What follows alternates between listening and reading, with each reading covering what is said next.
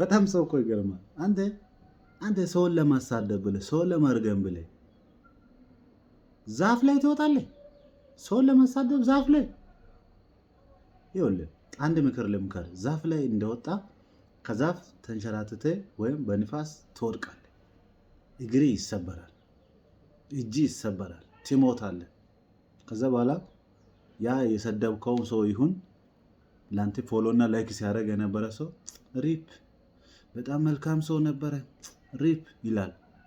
ስለዚህ ያንተ ህይወት በዛው ያበቃል። ሰው ለመሳደብ መንገድ ዳር ሆነ አትሳደብም። ለማሳደብ ከፈለክ መብቴ ነው፣ ተሳደብ። የሰው እናት ስትሳደብ የአንተ እናት ምን ትመስላለች የሚለውን ነገርም ወደ አለማየት ይፈልጋል። ሰው አትሳደብ። አንተ አሁን ደንቆሮ ነህ ብልህ እኔ ምንም ደንቆሮ ብትሆን ደንቆሮ ነህ ማለት የለብኝም። ነገ ትሰማ ይሆናል። ስለዚህ ዛፍ ላይ ወጥተህ አትሳደብ። ትወርቃለህ፣ ትሞታለህ። ሪፕ እያልን እንለጥፋለን 1 ሳምንት። ከዛ ቻው ያንተ ጉዳይ ዶማ ሁላ